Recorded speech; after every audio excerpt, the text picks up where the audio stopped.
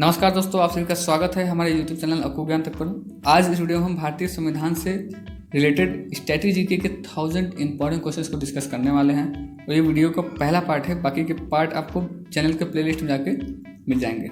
और आज का हमारा जो टॉपिक है वो है भारत का संवैधानिक इतिहास।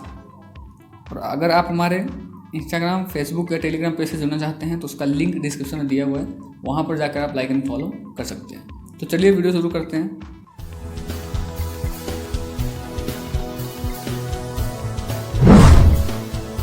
तो हमारा पहला प्रश्न है कि भीमराव अंबेडकर और महात्मा गांधी के मध्य सन 1932 में हस्ताक्षरित पूना समझौते में क्या प्रावधान था।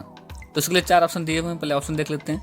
तो पहला ऑप्शन है कि भारत के लिए डोमिनियन स्थिति बनाए जाने का, या फिर मुसलमानों के लिए पृथक निर्वाचन क्षेत्र का, या निम्न वर्ग के लिए पृथक निर्वाचन क्षेत्र का, या फिर लास्ट ऑप्शन दिया हुआ है निम्न वर्ग के लिए आरक्षित सहित संयुक्त निर्वाचन क्षेत्र का। यहाँ पर 4 ऑप्शन दिए हुए हैं, इसका जो सही आंसर है वो है निम्न वर्गों के लिए आरक्षण सहित संयुक्त निर्वाचन क्षेत्र का। चलिए इसको हम थोड़ा डिटेल में समझते हैं। तो पूना पैक्ट अथवा पूना समझौता भीमराव अंबेडकर और महात्मा गांधी के मध्य पुणे की यरवदा सेंट्रल जेल में 24 सितंबर 1932 को हुआ था। अंग्रेज सरकार ने इस समझौते को सांप्रदायिक अधिनिर्णय यानी कम्युनल अवार्ड के संशोधन के रूप में अनुमति प्रदान की थी। ठीक है। और समझौते में दलित वर्ग के लिए पृथक निर्वाचन मंडल को त्याग किया गया, लेकिन दलित वर्ग के लिए आरक्षित सीटों के प्रांतीय विधानमंडलों में 71 से बढ़ाकर संख्या उसकी 147 और केंद्रीय विधायिका में कुल सीटों की संख्या 18% तक कर दी गई थी। ठीक है, चलिए बात कर लेते हैं अगले प्रश्न की। तो हमारा अगला प्रश्न जो है उसमें 2 सूची आपको दिए हैं। पहला सूची को दूसरी सूची से मिलान कराना है। तो पहले सूची में 4 ऑप्शन दिए हुए हैं, जिसमें ए है सूरत का विभाजन, बी है सांप्रदायिक अधिनिर्णय, सी है सर्वदलीय सम्मेलन, डी है पूर्ण स्वराज का संकल्प। और सूची दूसरे में क्या है? पहला ऑप्शन है 1929, दूसरा है 1928, तीसरा है 1932, चौथा है 1907 और पांचवा है 1905 ईस्वी। ठीक है, तो 4 ऑप्शन दिए हुए हैं ABCD, इसको 1 2 3 4 5 से मैच कराना है। ऑप्शन में जो आपको ऑप्शन दिख रहे हैं उसका बी सही है, जिसमें हमें सूरत का विभाजन जो है वो 1907 ईस्वी में हुआ था। बी जो है सांप्रदायिक अधिनिर्णय, उसका मिलान हम तीसरे से करेंगे यानी 1932 में।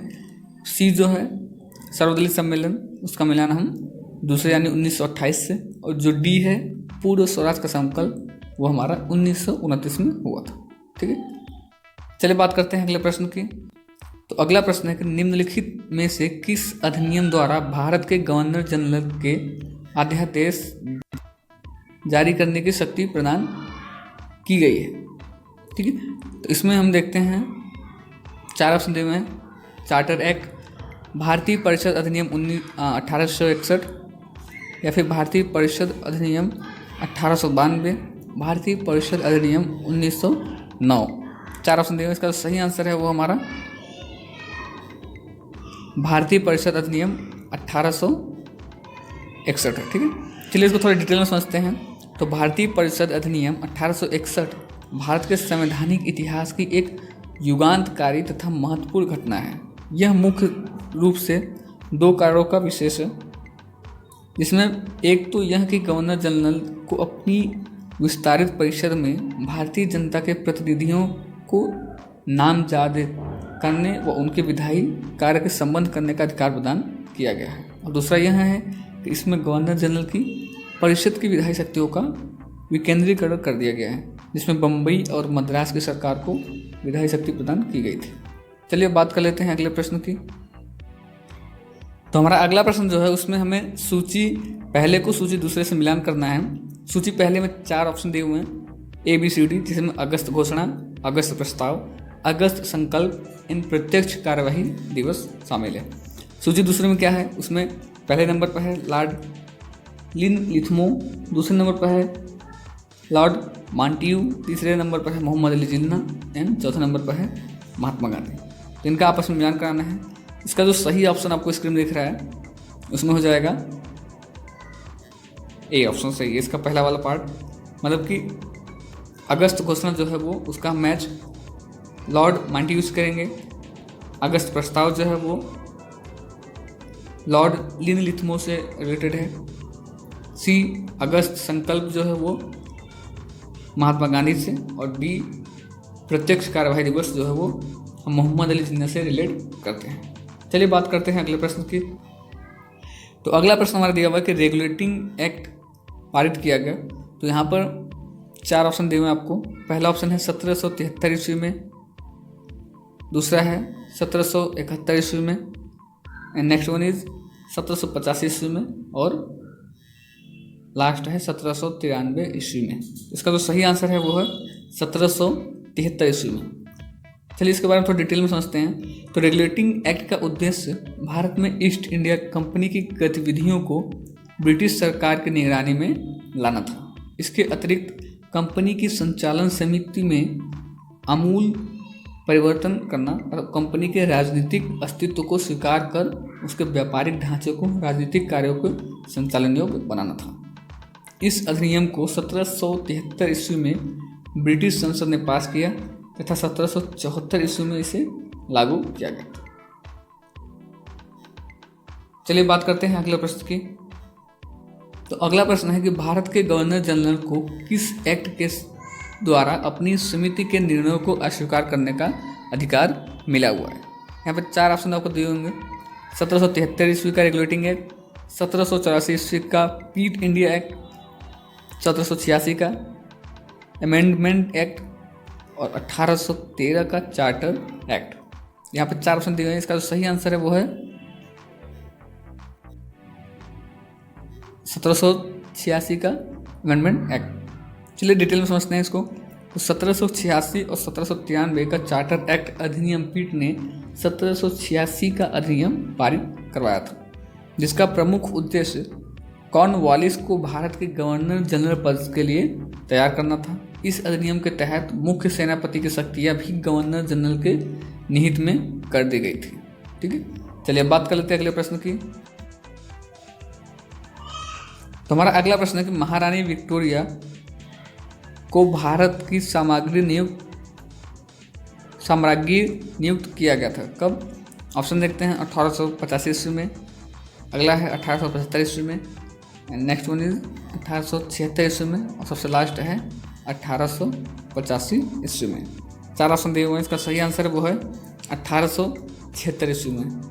तो महारानी विक्टोरिया का जन्म 14 मई 1819 को और मृत्यु 22 जनवरी 1901 में हुई थी। 1837 ईस्वी में द ग्रेट ब्रिटेन और आयरलैंड की महारानी के रूप में सिंहासन पर विराजमान हुई थी। 1877 ईस्वी में उन्हें भारत की साम्राज्ञी घोषित किया गया था। अपने उदार विचारों के कारण वह भारतीय जनमानस में प्रसिद्ध हुई थी। 1858 ईस्वी में ईस्ट इंडिया कंपनी के हाथ से ब्रिटिश सत्ता इनको सौंप दिया गया था। चलिए बात करते हैं अगले प्रश्न की। तो हमारा अगला प्रश्न है कि साम्राज्ञी विक्टोरिया ने 1858 की घोषणा में भारतीयों को बहुत सी चीज़ें देने का आश्वासन दिया था। निम्न आश्वासनों में से कौन सा ब्रिटिश शासन ने पूरा किया था? इसमें ऑप्शंस क्या थे हमारे? रियासतों को हड़पने की नीति समाप्त कर दी जाएगी, देसी रजवाड़ों की यथास्थिति बनाए रखी जाएगी, भारतीय व यूरोपियन की सभी प्रजा को समान व्यवहार मिलेगा और भारतीयों को सामाजिक व धार्मिक विश्वास पर कोई हस्तक्षेप नहीं होगा। ये 4 ऑप्शन दिए हुए। इसमें सही आंसर है वो है देसी रजवाड़ों की यथास्थिति बनाई जाएगी।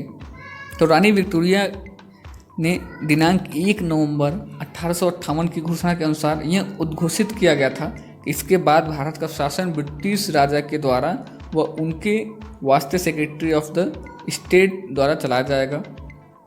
गवर्नर जनरल को वायसराय की पदवी दी गई, जिसका अर्थ यह था कि वह राजा का प्रतिनिधि करेगा। ठीक है, चलिए बात करते हैं अगले प्रश्न की। तो अगला प्रश्न है मिंटो मार्ले का उद्देश्य क्या था? तो 4 ऑप्शन दिए हुए हैं। पृथक निर्वाचन प्रणाली, भारतीय की भागीदारी बढ़ाना, युद्ध में सहयोग हेतु तैयार करना और पूर्ण स्वतंत्रता देना। तो इसमें जो सही आंसर है वह है पृथक निर्वाचन प्रणाली। तो मार्ले मिंटो सुधार का मुख्य उद्देश्य उदारवादियों को दिग्भ्रमित कर राष्ट्रवादियों में फूट डालना तथा सांप्रदायिक निर्वाचन प्रणाली को अपनाकर राष्ट्रीय एकता को विनिष्ट करना था। ठीक है, चलिए बात करते हैं अगले प्रश्न की। अगला प्रश्न कि पार्लियामेंटो सुधार बिल किस वर्ष पारित किया गया? तो ये ऑप्शन दिया हुआ है 1905, 1909, 1911 और 1920। 4 ऑप्शन दिए हुए हैं। इसका सही आंसर है वो है 1909। तो भारत परिषद अधिनियम 1909 में यानी इंडियन काउंसिल एक्ट 1909 में पार्लियामेंटो सुधार परिषद के नाम से इसको जाना जाता है। और यह इस समय भारत सचिव एवं लॉर्ड मिंटो वायसराय थे यहाँ के। इन्हीं दोनों के नाम पर इसे पार्लियामेंटो की संज्ञा प्रदान की गई थी। ठीक है, चलिए अब बात करते हैं अगले प्रश्न की। तो अगला प्रश्न है मुसलमानों के लिए अतिरिक्त निर्वाचन मंडल प्रारंभ किसके द्वारा लाया गया था? ऑप्शन देखते हैं। क्रिप्स मिशन 1942, पार्लियामेंट सुधार 1909, मांगट्यू चैम्सफोर्ड सुधार 1919, भारत सरकार अधिनियम 1935। इसमें सही आंसर है वो है पार्लियामेंट सुधार 1909। तो वर्ष 1909 ईस्वी में भारत परिषद अधिनियम, जिसे पार्लियामेंटो सुधार भी कहा जाता है, इसको हम पारित किया गया था यहाँ पे। इस अधिनियम द्वारा चुनाव प्रणाली के सिद्धांत को भारत में पहली बार मान्यता मिली थी। गवर्नर जनरल की कार्यकारी परिषद में पहली बार भारतीयों को प्रतिनिधित्व मिला और केंद्रीय एवं विधानसभा के सदस्यों को सीमित अधिकार भी प्रदान किया गया था। ठीक है, चलिए बात कर लेते हैं अगले प्रश्न की। अगला प्रश्न है कि 1909 में इंडियन काउंसिल एक्ट में किस व्यवस्था की बात की गई है? द्वैध शासन प्रणाली, सांप्रदायिक प्रतिनिधित्व, संघीय व्यवस्था या फिर प्रांतीय व्यवस्था। ये 4 ऑप्शन आपको दिए हुए स्क्रीन पर। इसमें सही आंसर है वो है सांप्रदायिक प्रतिनिधित्व का। तो 1909 ईस्वी में भारत शासन अधिनियम को भारत सचिव और वायसराय के पद पार्लियामेंटो सुधार भी कहा जाता है। भारतीय राष्ट्रीय कांग्रेस ने 1909 ईस्वी में अपने अधिवेशन में इस अधिनियम के अन्य सुधारों को लाने का स्वागत किया था, लेकिन धर्म के आधार पर पृथक निर्वाचन मंडलों की स्थापना का प्रावधान का विरोध भी किया था। ठीक है, चलिए बात कर लेते हैं अपने अगले और लास्ट प्रश्न की। यहाँ पर हमारा आखिरी प्रश्न है मांगट्यू चैम्सफोर्ड सुधार में क्या प्रावधान था, यानी इसका प्रावधान का सार क्या था? इसमें 4 ऑप्शन दिए हुए हैं। राज्यों का स्वायत्तता, प्रांतों में दोहरा शासन, हिंदू मुस्लिम हेतु अलग अलग निर्वाचन व्यवस्था, राज्यपालों की वीटो शक्ति। तो इसमें सही आंसर वो है प्रांतों का दोहरा शासन। तो इसको थोड़ा डिटेल में समझते हैं। तो मांगट्यू चैम्सफोर्ड सुधार की विशेषता जो थी, उसमें 6 मुख्य पहलू थे। जिसमें पहला है केंद्र में द्विसदनात्मक विधायिका का स्थापना। अगला है केंद्र में प्रत्यक्ष निर्वाचन व्यवस्था। तीसरा उसमें है प्रांतों में द्वैध शासन प्रणाली की शुरुआत करना। चौथा है लोक सेवा आयोग का गठन किया गया। मांगट्यू चैम्सफोर्ड सुधारों में ही ये सब इंक्लूड है। ठीक है, अगला है पहली बार महिलाओं को सीमित मात्रा में मत देने का अधिकार दिया गया। और आखिरी है केंद्रीय बजट को राज्य बजट से अलग किया गया था। तो मांगट्यू चैम्सफोर्ड सुधार में इन 6 प्रावधानों का बात हुआ था। ठीक है, तो आज के हमारे ये मोस्ट इंपॉर्टेंट क्वेश्चन जो थे उसको हमने इस वीडियो में डिस्कस किया। बाकी के जो क्वेश्चन हैं वो आपको चैनल के प्लेलिस्ट में जाकर मिल जाएंगे, आप वहाँ पर जाकर देख सकते हैं। चलिए मिलते हैं आपसे अगले वीडियो में, तब तक आप वीडियो को लाइक करें, शेयर करें, सब्सक्राइब करें। Thanks for watching.